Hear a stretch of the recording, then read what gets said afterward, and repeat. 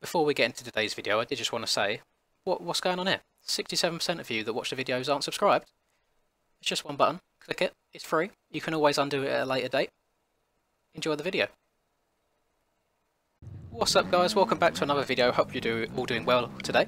Little bit of a different style of video for you today. Loads of you that are newer to the channel might not know how, but I do a Supercross race every Thursday night for me, which is the PDSX series. And I usually just upload the raw footage of the race and upload it the next day. However, a lot of people recently have been asking for me to commentate on it. The reason I can't do live commentaries at the time is because it usually finishes at about 2 AM for me, and I don't want to be that guy keeping the whole house up. So someone suggested that I do a little post-com. So that is exactly what I'm doing for you today, and I think this would be a much better way to kind of go through my thoughts as I'm riding and explain what I'm doing. See, just before the race starts, everyone tries getting their bike life practice in. We get the 1 minute warning, and then this is where the nerves start building. Just do those last few checks, make sure you've got the right amount of fuel, get some fresh tyres, clean the bike. And I got into the server fairly quickly in this lobby, so I managed to get a good gate choice, got gate 2 here. Usually go in third person just to see who's around me. Usually you get an idea of what people are like on the starts and kind of who to dodge and who you can trust to be to behave themselves, so to speak. So I've got Hemi on my inside, which is always really good. Hemi is a good racer. I've got Van Meel on my right, and usually I'm pretty good at starts. However, you'll see in a second, I get a good jump, but then I just kind of lose all of my speed on the straight. So there you go, you got countdown. As soon as that hits 0, it can drop at any time. So I just make sure I'm leaning forwards the right amount, got the right amount of throttle on, in the right gear, and I think I've got really good reactions. So you see, I get a good jump here, and as I shift from second to third, I kind of lose all that speed. So I think, right, I'm not going to jump, I'll back off a little bit, let everyone else go, as Hemi is part of the Olympics and he's doing front somersaults and all sorts. So I thought, right, I've got an awesome start here, I'll let everyone go, and I don't know what happened there. On my screen, I felt like I dodged that bike that was cartwheeling. I don't know if somebody maybe landed on me from behind. But it's MX bike, you know, these things happen. Everyone isn't always where it says they are on the screen. But it's not the end of the world. We've still gone to the track fairly quickly. I did get a second of cuts there for going off the track by a short amount, which is, it's always a bit of a pain at the start of the race. It's just something to bear in mind as the race goes on, especially if you're in a close battle on the last lap, for example. You need to make sure you've got that second gap. My main goal for these opening few laps of every race is just be consistent, try not to throw it away and lose a bunch of positions, because it's so hard coming through the pack in Supercross. You can see there's kind of carnage everywhere. There's about 3 people down in that one turn, so I had to hold the inside, and I was a bit nervous doing so just before the whoops, and it's very easy to get inside a whoop and go down if you're going too slow. That wall jump I just went over was something that I was really nervous of all night. I was worried that someone was going to kind of crash into the back of me as I got on the brakes hard. And this rhythm section was also a funny one. There's a fast line going into it is tyre tapping, but you have to really get back on the bike to get that front wheel higher to make that eligible. So we've kind of, the lap times won't, well no, I think that lap time has fully updated there, so we've done a lap, I believe. So at the end of the first lap I'm in P8, which isn't amazing, but it could be a whole lot worse. Just go and watch Hemi's point of view if you want to see what an even worse first lap looks like. He did not have the best of luck in this race. So looking at the leaderboards right now, the only person, or only couple of people on there that I'm really worried about speed-wise, and let them get a big gap on there, is probably McChicken, McManus, and Evmuth. Probably, I feel like all the rest I'm quick enough to run down and overtake. So really I wanted to try and put in a couple of good laps here to close the gap, not let them get too far out in front. And on McManus, who is just in front of me here, he's a very fast person. He's, I think he's won one of the races this season. But you see he got together with someone there. I'm not sure if that other person just suddenly respawned after a crash. It kind of happened a bit quickly, but again, that's, you just have to hope that you're in the right place at the wrong time. Unfortunately McManus there wasn't in the right place, and I got pretty lucky. I almost took someone out there. I think I gave them enough room. Yeah, they're still alive, it's fine. Oh, and that's Evmuth as well, so that's my teammate, so I would have felt bad if I run Evmuth too high there. But the reason for that was I didn't get the triple in the section nice, so I didn't even want to risk trying to send the quad out. It's probably much better to lose a second or so there than 4 or 5 seconds from crashing. So I checked up, let Evmuth by there. And again, Evmuth is a very consistent rider. I feel like I've got the pace on him slightly, but he's very hard to pass where he's so consistent. So my whole thought process on this is just to sit behind him, don't try and force any moves, and wait for a mistake, really. That is the name of the game in Supercross on MX bikes, is just patience. Coming from someone who's won a couple of MX Simulator Supercross championships, I felt like on sim I could make a pass whenever I wanted to, you know, like scrub hard past someone or have more corner speed, but you have to be very, very careful on bikes. It's so easy to go down if you get into anybody. That left-hander there, for some reason I was one of the only people kind of hugging closer to the inside fold knot. Everyone else seemed to be going outside. I feel like they probably ended up working the same. I felt like it was faster at the time, but watching it back, it never really seemed to gain me anything. You can see I lose maybe a tenth or two to ever move in that lap, but that's just a bit of a sloppy lap. We kind of go back and forth, gaining and pulling away from each other for the next few laps, I believe. And we are catching up on the person in front. So who's that? That's number 44. Oh, that's actually Van Mil. So Van Mil was in second at the start of this lap, so I'm guessing he's made a mistake.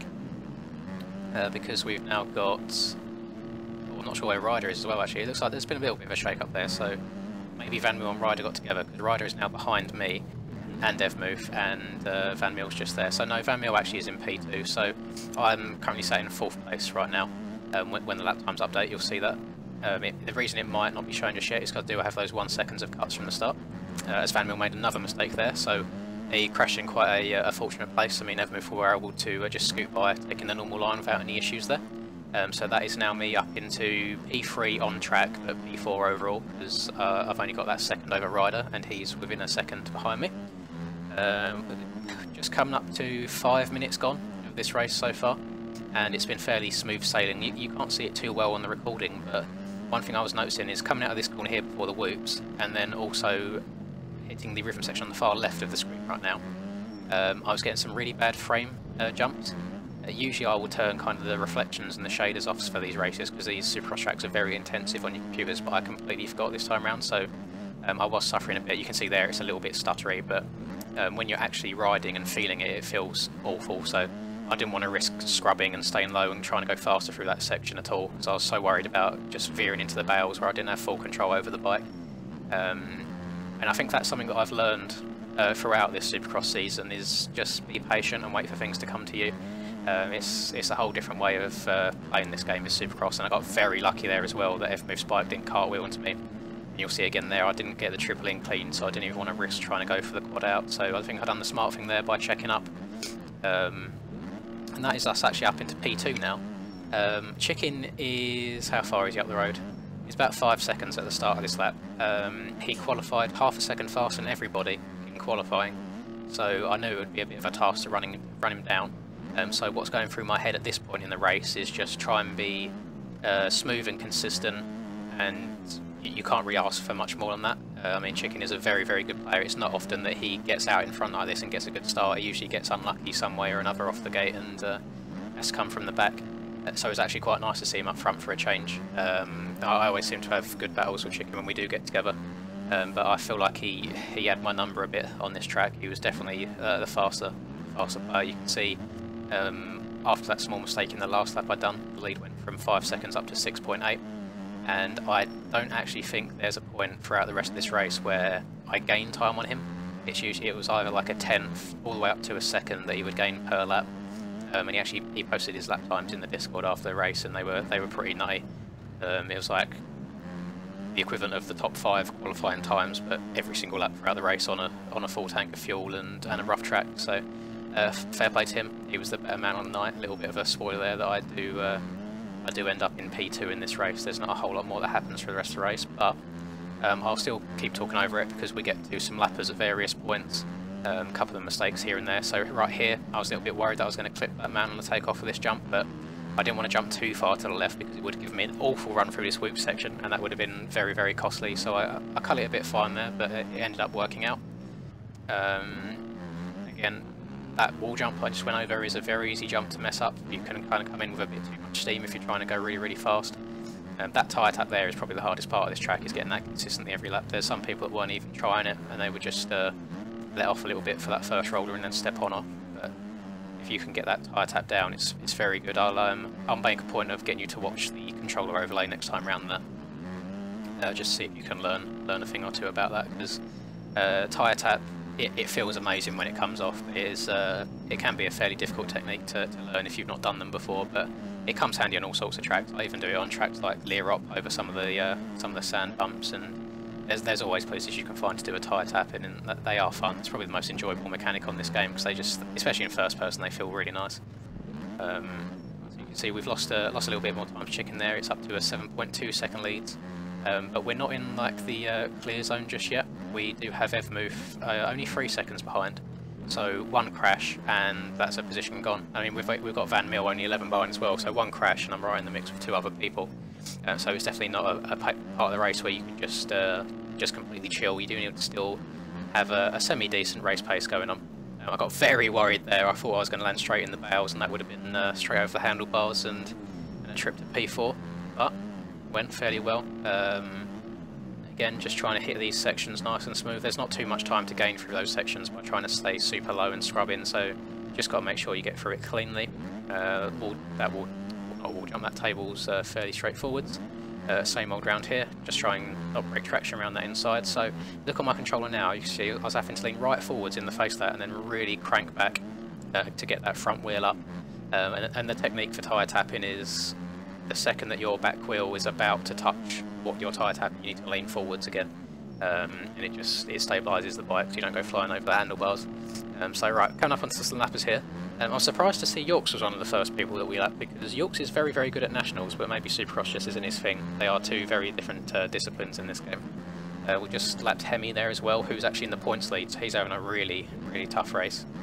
I think he is barely still in the points lead after this. I think Ev has moved up into P2 and he's gained a lot of points there. I think it's something like 2 points and we're 10 rounds in, so that's pretty cool to see the close championship. I'm not in contention at all myself. I'm about 66 points back. I missed the first 4 rounds, but I think if you was to take, obviously anything could have happened in those 4 rounds. I could have had an awful 4 rounds and been miles back anyway.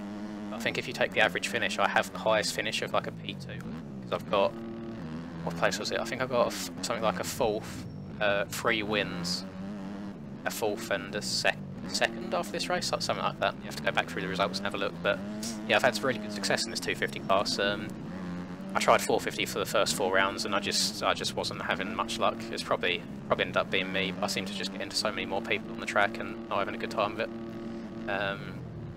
Here we come to here, so we come to McManus there, so we was just behind McManus at the start of the race having a nice battle, and now we're lapping him, so it shows how quickly things can turn, and if you get unlucky at the wrong times, you'll probably find that where he got together with that person on one of the opening laps, it's just escalated from there, and he's just found himself in a really difficult place to try and get past people.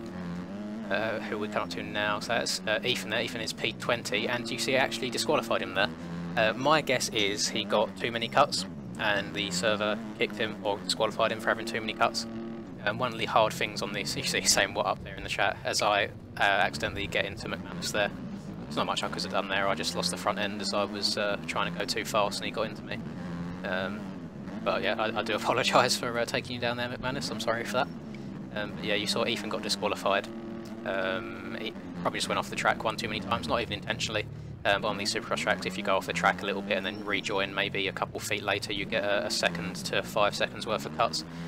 As there's some lovely profanities going along at the top of the screen there, I might have to blur that before I put this video up. So that'll be a fun little extra job to do. Might turn chat off next time. That'll save me a job. But yeah, you see people, myself included, Supercross it can be very rage inducing. I feel like sometimes it's a flip of a coin whether you get a lucky race night or not, if you get a good start and then if the lappers are nice. I did say thank you to the lappers in the Discord after this race, because everybody that I came up behind, I could see them look behind and make a conscious effort to move out the way as best as they can. It's not an easy thing to do, moving out of the way on these Supercross tracks. It's hard enough to go in a straight line as it is in a normal line without looking behind you and then trying to swerve to get out the leader's ways. So yeah, it's very much appreciated, and it doesn't go unnoticed by me. I can't speak for other people. I know lappers get a lot of grief sometimes, especially if they accidentally take people down. But you can see the ones that actively try. You see Boardman there, he's waving his hand for me to go by. I got very, very lucky jumping over Motodon there, and Bubs let me by as well. So you can see everyone is making an effort at least to pull to the side, which is always good to see. it's one of them things. You don't want to make any enemies for no reason, and at least if I'm in the position, I always do it in qualifying as well, where if I'm not on an absolute burner and someone's coming up behind me, even in real life, I'll constantly be looking over my shoulder to pull out of the way to give them all of the track that they need. But again, that's, as I say, it's a very difficult thing to do on Supercross. I feel like this race is zoomed by as I've been talking. Actually, I just looked down, we've only got a minute and a half left. We're 13 seconds behind Chicken now, so Chicken he crashed once on this race, and it happened to be the same lap that I crashed, and McManus got into me, so I ended up not gaining any time at all, which is quite typical. But as I said earlier, fair play to him, he could not be caught in this race. He was absolutely flying. You see that he gained another second on me that lap, and I felt like I had a fairly decent lap there. I felt like all my laps were fairly decent. You know, I wasn't going absolute nuts trying to set burners, but at the same time I didn't feel like I was slacking at all. I was riding to my best of ability. I was very happy with how I rode this race, and as someone who is very overly competitive and hates losing, I was actually happy with the P2 at the end of this race because just because of how well Chicken rode. So you can't ask for more than that, really. As long as you know that you've ridden well and you've tried your best, you can't be too unhappy. I've had my fair share of wins so far in this season, so I mean a P2 is nothing to frown upon. It's just one of them things. I feel like I had a good race. It's good practice for the next upcoming races. You see that I just cased that double coming out of that corner. I thought that downside that little roller on the inside would have set me up a bit better, but that left-hander going back onto the start straight, it's a very, very odd one. It's so easy to tuck the front end. Even though I feel like the corner's completely flat, like this one here and this next one I'm going round, that corner just seems to have a bit of a death wish for me. All the way through qualifying I was landing the triple into the corner and my front end was just washing away before I even had a chance to do anything, and I feel like I've got pretty good perception of how far I can lean the bike before the front wheel starts going, but that corner is just, it's built different. It doesn't care about what you have to say. So I was tiptoeing around that corner a lot of times, so you can see tyre tapping here, stepping off, jumping over, and if I wasn't getting that jump over perfectly, majority of the time I wasn't risking it. You see I tripled out there at the end, which was a little bit risky on my behalf, but going into the last lap now, Chicken's almost 19 seconds ahead now, and you can see the mistakes I've made have been very minimal, but he is just gapping everybody so much. I'm in a bit of a no man's land point at the moment. Ev moves 32 seconds down from Chicken, I'm 18 seconds down, so I can afford a crash or two. Not that I'd want to crash and risk it, but you just got that little bit of breathing room, so on a lap like this, there's no need to push anything, there's no need to try and go for the world record lap time, just see it home really. There's no point going wild. That P2 it's essentially secured at this point. Just got to hit this rhythm section nice one more time. Still going for the tyre tap line because I was hitting it all race and I didn't want to change anything up at the last second. Almost going to the back of Jack there, but I checked up a little bit. I knew that he was running a bit of a slower pace, so I didn't want to risk crashing into him. And that was that. That was a P2. I was very, very happy with that race overall. It was good fun. And yeah, I said a little good race to Chicken there at the end because he rode really well. So that'll do it for that. I hope you've enjoyed that video. I hope you enjoyed this sort of commentary style afterwards as well. I might do this for the remainder of the rounds actually, because it gives you a better insight into how the race has gone, and my thoughts and what I'm doing at the time as well. So if you did enjoy the video, please leave a like and subscribe if you haven't done so already. I try to post every single day. And wherever you are in the world, hope you have a lovely day. And until I catch you guys next time, peace. Got bad shit all up in my mind right now. Fuck it, give me a minute and I'ma let it all out. I don't give a shit about an opinion, be another dimension when I wake up. Bitch, it's time to fill the cup. Got no fucking love, I feel so stuck on my luck. Get fucked.